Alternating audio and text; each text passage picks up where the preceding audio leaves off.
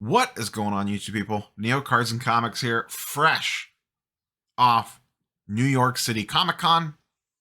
Here, day late for the weekly sports card market update. Slightly different format this week. Going to be very news heavy. I don't even know if we're going to touch charts and graphs, to be quite honest. I'm going to try to keep this shorter just because I did not have time to research like I typically do for this video due to travel. I just got out of the car, into the house, dropped the suitcases, and I am in the office firing up the recording after doing a little bit of digging on some stuff that I wanted to chit chat about. So, I'm not going to cover Comic-Con at all other than to say I had a fantastic time. I will talk about that in videos later this week, probably a full recap video along with a pickups video. So you can look forward to those if you are interested in more the pop culture side of things. We might bring Comic-Con back into the conversation here in a couple minutes, talking about one of the topics of discussions today. It's also a little weird recording this video on a Sunday during football, because normally I am recording prior to this week's action happening. So it's really just throwing me all off. This whole recording on Sunday to post Monday for the weekly sports card market update has broken my brain. That and maybe 3 days in New York City also has fried my brain. So let's go ahead and dive in. First up, one quick reminder I wanted to throw out there. I tweeted about this and made a post about it. If you want in an NBA best ball league, I opened up one last one. There are 7 slots remaining. If it does not fill in the next couple days, I'm going to scrap it. The information for that will be in the description for this video. It'll be run on Underdog, $10 to play. Coupon code the whole 9 yards for a deposit match. All the information will be in the description of the video. Don't want to spend a ton of time on it, but if you want in, go ahead and look for that and hop in there. And then the draft will launch. It's a slow draft, 4 hours per pick once the league is full. But I figured I'd try to get one more off the ground before the season actually started. So that is in the description down below. Let's get into some new stuff. A little combo here. Today's video is sponsored by our friends over at myslabs.com.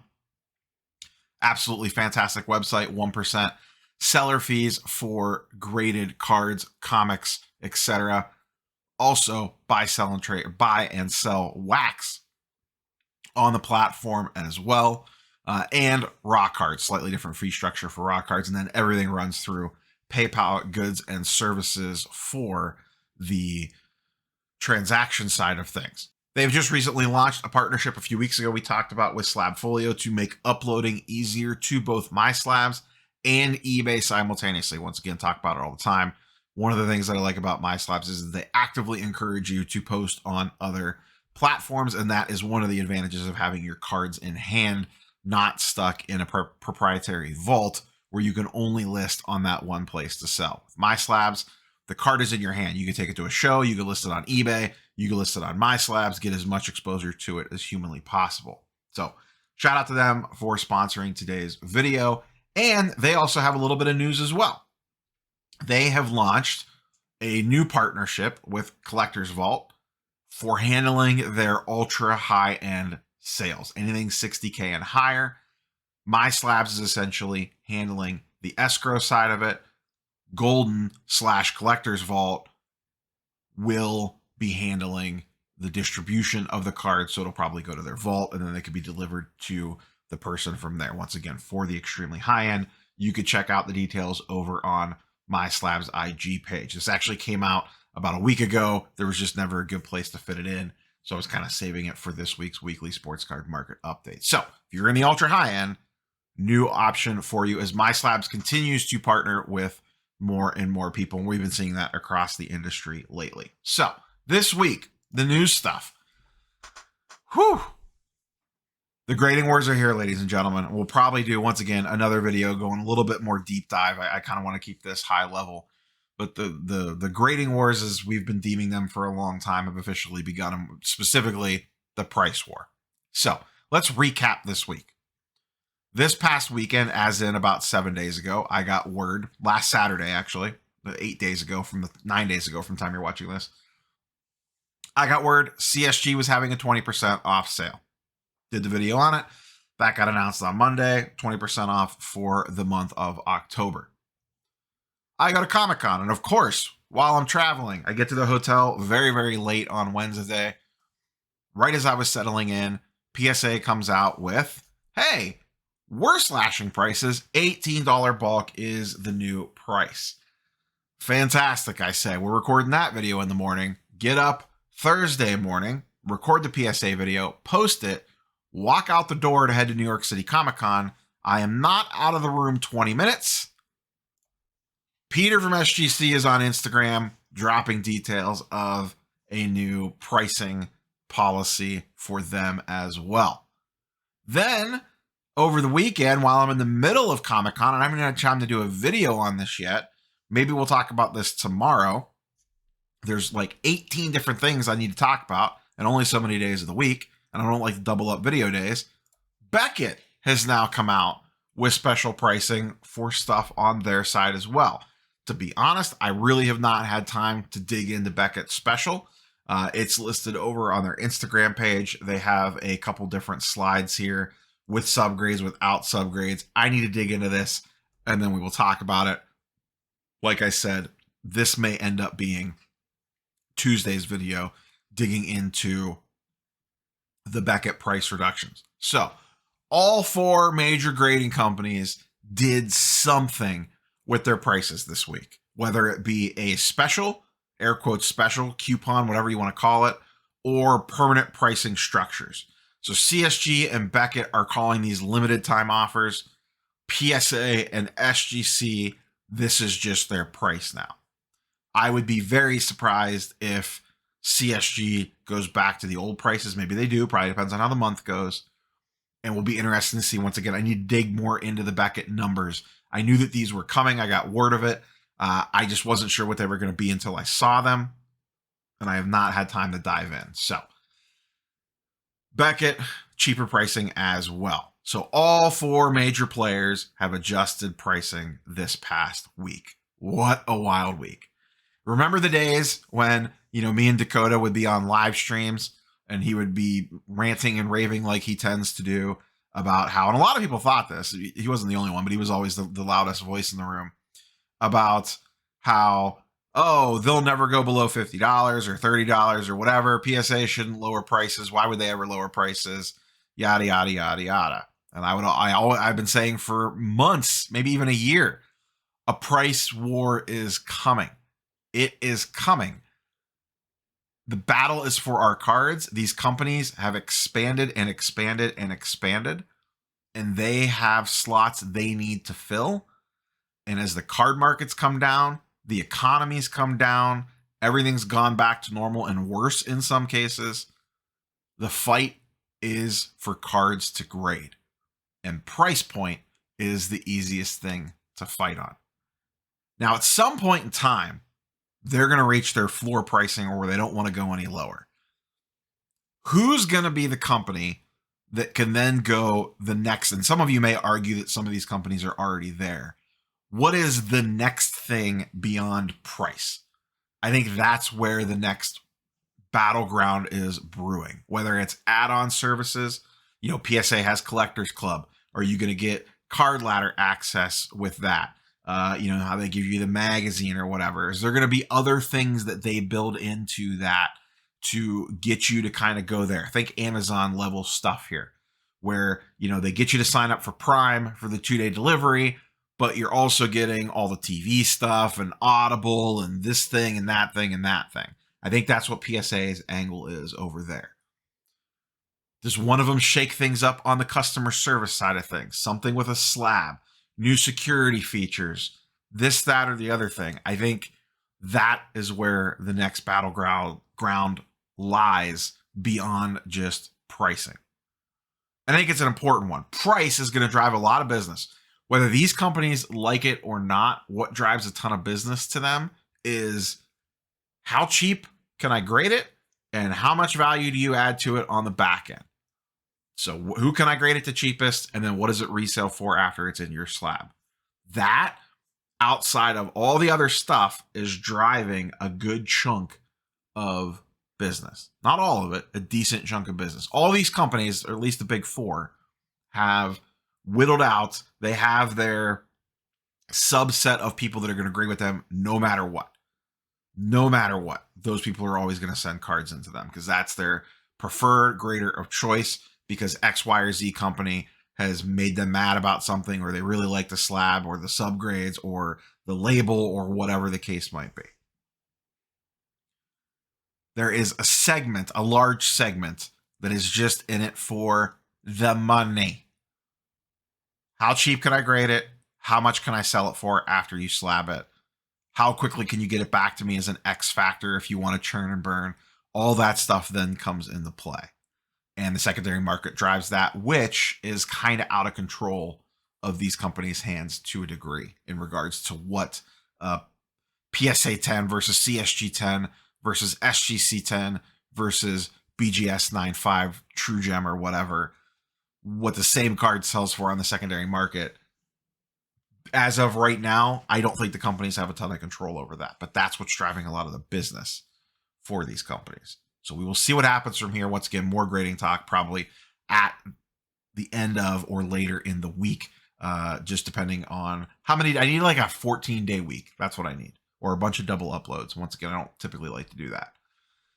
So that was the biggest thing of the week, was just grading stuff going crazy. I may or may not have a guest on from a grading company sometime this week. There has been some communication back and forth, so I may be having a guest on at some point in time.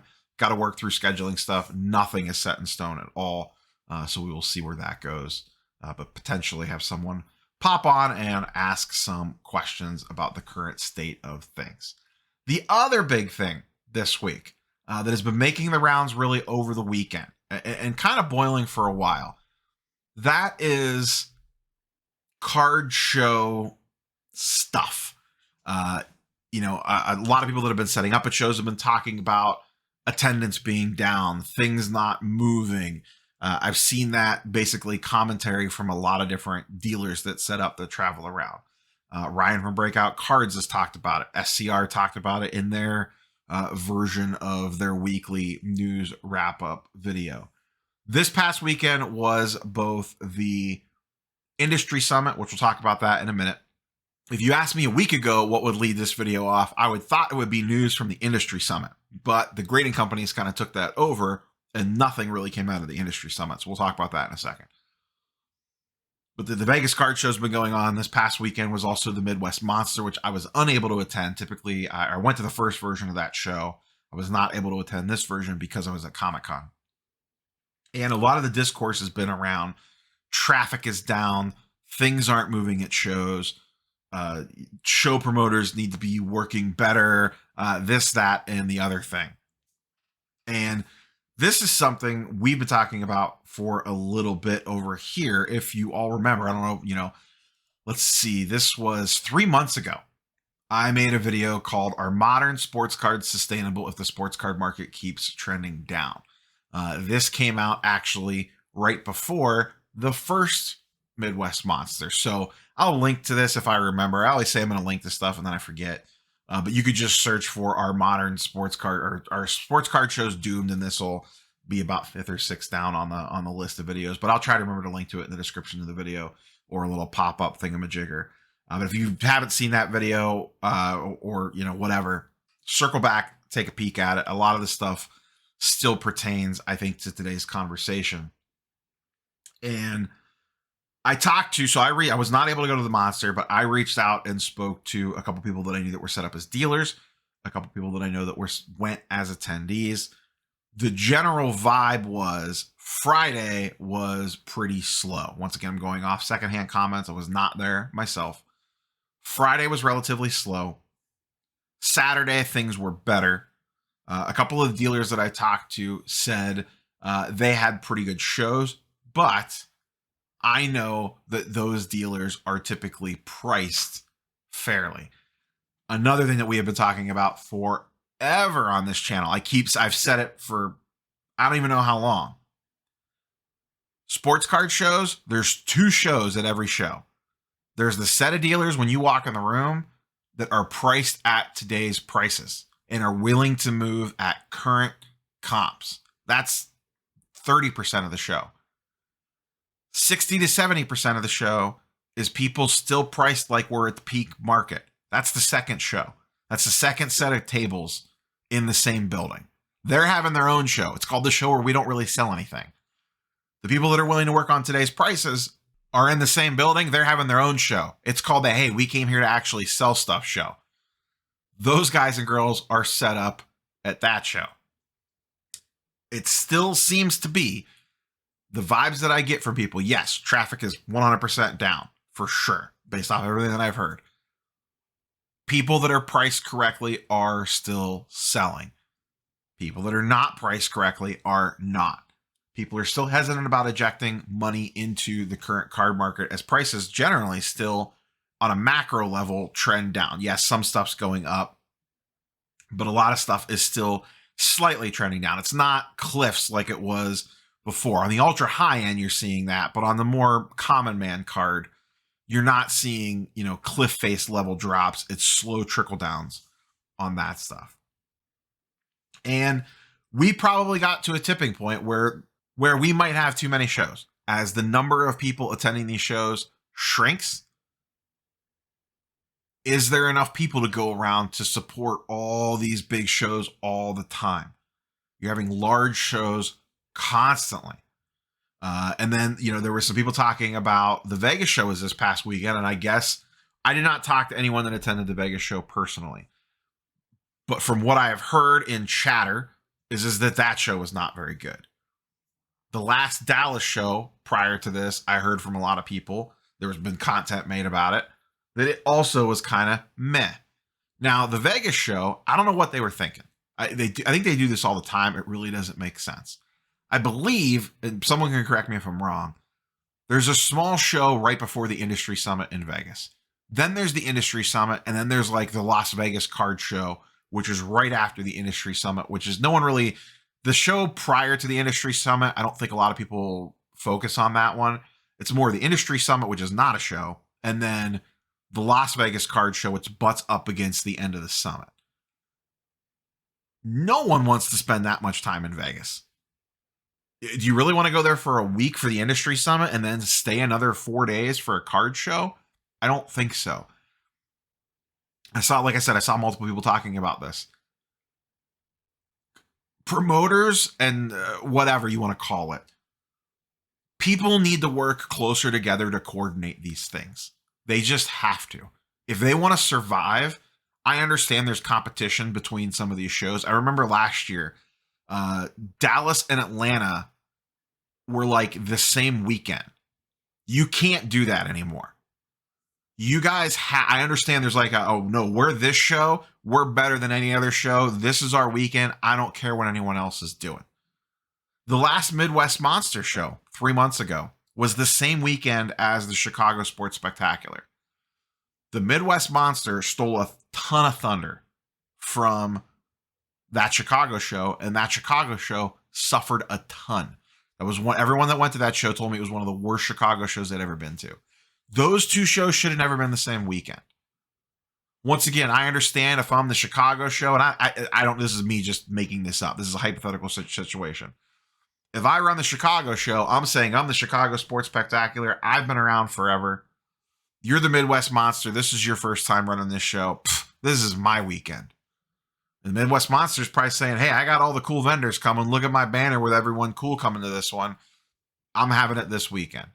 I get the competition. If you guys all want the card show scene to, I don't want to say survive because it's always going to exist, but at its present market, they have to talk. SCR talked about this yesterday. Like I said, I've seen plenty of people talk about this. This is not a new thought by me, but they have to talk and figure this stuff out. If you're promoting these shows, you have to talk and say, okay, cool. There needs to be like a committee. All right.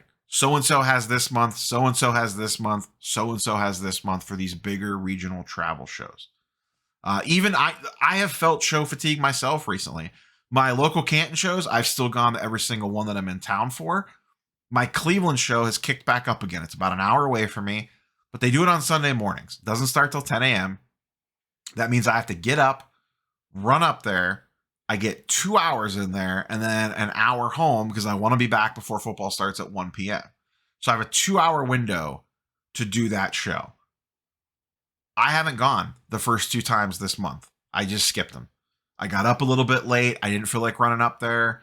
I didn't feel like running back. 2-hour drive to only be at the show for 2 hours capped. It just wasn't worth it to me. Either start the show earlier in the morning or move it off Sundays. Everyone at that show that I've ever talked to, and I know a lot of people that set up at it, says as soon as 1 o'clock hits, it dives. I was at Card Collector 2 trade night a couple nights ago, or a couple weeks ago. Attendance was way down on that. I don't think it has anything card market related. That was the Card Talk pod. Lou and Tyler were in for that. They made a big deal about it, promoted it. It was on a Friday night. Friday nights in Ohio are football night. And I know a lot of people that specifically did not go to trade night that normally do because they had Friday night football activities that they could not miss. Same thing with the Monster this past weekend. I wonder if Friday got hurt for the same reasons. A lot of high school football is a big deal around the country. People aren't going to miss their high school football for it. And then if you play, if you're talking about people that attend the high school football game Friday night, are they going to get up and trek to Indiana if it's a 2, 3, 4-hour drive first thing Saturday morning after being up late on a Friday night dealing with high school football stuff? I don't know. I don't know. I will say, and once again, we'll touch deeper on this when I do a Comic-Con recap. I was in New York City Comic-Con for the last 3 days. It was insanely busy. Insanely busy. And we'll get more into it. There's a lot of different angles to that. But they sold out. At least 3 of the 4 days were sold out. I don't know if Thursday ever officially sold out. It was like 85% sold when I looked earlier in the week of Comic-Con starting. But Friday was sold out. Saturday was sold out. Sunday was sold out. I was there Thursday and Friday. Thursday was busier than any national I've ever seen. Friday was busier than Thursday by a lot. I believe I looked, the attendance for NYCC was close to, or if not over 200,000. I think, the last couple nationals crept into the high 80s, 90s thousands. Also, I will say the Javits Center where NYCC was at would be awesome for the national. Fantastic location. Cool building, tons of space. The main show floor at Comic-Con was the same size as the national. There was a floor underneath it where they had more stuff at that was just as big as the other floor. And then there were 2 floors upstairs with that were much, much smaller that they used for various panels for stuff. Tons of space. Tons of space. You could give corporate people huge spaces. You could put all the breakers on a separate level if you wanted to. Let them spread out.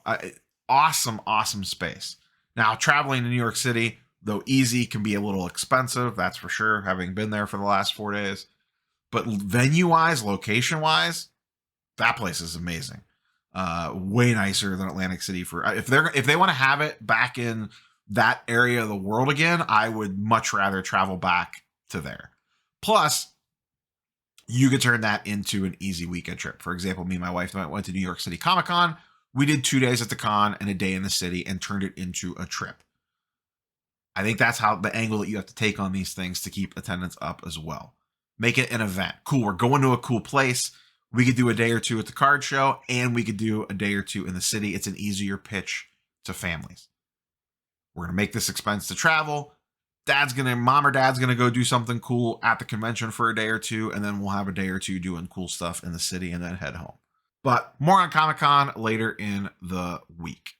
One of the other big stories of the week is the thing that did not happen. Everyone expected the Fanatics-Panini deal to come out of the industry summit on Monday. Everyone was talking about it. It didn't happen. It's obviously going to happen. They're probably still just dotting I's and crossing T's. It's just a matter of when, not if. We all know it's going to happen. The interesting part is going to be, what are the details? Is it the full company acquisition? Is it just Panini America? Is it just sports cards? Is it just certain brands? That was the thing I thought was going to dominate the week. Instead, they didn't announce anything, and the grading company said, get out the way, it's our show. So we'll see. Whenever that news comes out, obviously there'll be 150,000 different videos on it, myself included. But for the time being, status quo on Fanatics and Panini acquisition. We're going to wrap it up there. No charts and graphs this week, just kind of more of a chitty chat, open discussion about what's been going on this past week, covering some of the hot topics. Like I said, I just did not have, unfortunately, the time to dig into charts and graphs like I typically do. So that is your weekly sports card market update for this week. Reminder, if you want to play fantasy basketball, slow draft, full season league, best ball, link in the description to the video. Shout out to MySlabs for sponsoring the video. This week, content-wise, I would like to talk about Beckett's new pricing. I need to do a Comic-Con wrap-up, a Comic-Con pickup video. I have 3 videos recorded that never got posted that were supposed to go up while I was at New York City Comic-Con, but got pushed because of the PSA news and the SGC news. Those are grading submissions, grading reveals. That stuff will be out sometime as well. They may get pushed again to next week.